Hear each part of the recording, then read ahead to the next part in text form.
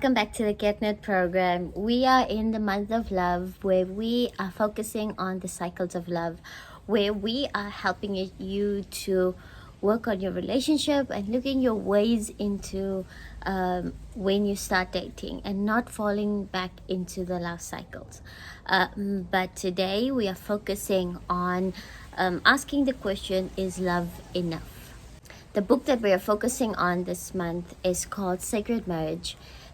I'm taking a few topics out of the book, chapters out of the book, where we're going to focus on. If you want to have a read on this book, just contact me on my email and I can send to you the PDF. In this book, we read about where the pastor had a conversation with a woman who was attempting on her third marriage. She said to the pastor, please pray with me because this man which I'm dating now feels like he's the one. And the pastor asked her, why do you want to marry him? And he said, because I love him. And the pastor tried to be discreet and tried to ask this question very nicely and ask her, did you love your first husband? And she said, yes, I did love my first husband. It hurt very much when he cheated on me. Then he asked her, did you love your second husband? And she said, yes, I did love him. There was just something different about him. And the pastor asked her, and you love this third man? Don't you think that love, maybe you should start looking into other ways in why you want to be with someone? You see, usually when we are asked, why do you want to get married with someone? We say, because I love him or I love her. But is that the ultimate reason? Is that the only reason that we want to be with someone for the rest of our lives? It doesn't help if we just go for being about the feelings. Our aim when we are in a relationship, it's about be with that person forever, to grow old with this person. But if we only focusing on the love, he starts off by saying that when we start dating or when you start being interested with someone, we are infatuated. In Afrikaans we call it verlief. In English we say in love, but infatuated means that when you are blind to the faults of someone. Now James 3 verse 2 says that we all we all struggle and make mistakes. We all struggle. We all fall in sin. When we are in love, we do not see the faults of someone. We do not see the things that will bother us. We do not look deeper than just the appearance and the feeling that we get that we are in love. I remember when my husband and I started dating, or before we started pursuing a relationship, he said to us, we are infatuated with each other, but we need to be honest with each other. What are the things that you do not like about me?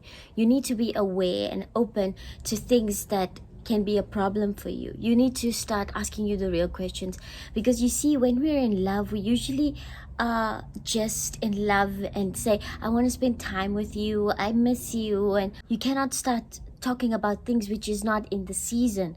Our goal is not just to be fascinated about the beauty of the woman or be infatuated about the muscles of someone. We need to start looking into characters, on things that will matter in 50 years time, things that will matter if he's a father. What are the things you need to start looking into? Things that not only that is about love, the feeling that you have, but what do you treasure about this person? What do you adore about them? What do you respect about them? If we can start seeing that love is not a feeling, but it's a choice, that we can start choosing who we want to be with, and not just go about the feeling that we want, or to go about the butterflies that we feel, but the choice to love someone, to care for someone. You see, you can fall in love with someone because of who they are and not of how they look, and to look into the future and see that how this can benefit our relationship. And when we're struggling, when maybe you're in a a marriage now and things, it feels like you got married for the wrong reasons, that you do not love them anymore, or maybe you're saying to yourself that this is not the person that I married to. In our pre-marriage counseling, our reverend said to us that when it feels like you do not love your husband or your wife anymore, look at your wedding pictures and be reminded on why did you get married to this person, and you hold on to that. Find a reason. Why do you want to get married to someone? Why did you get married with someone?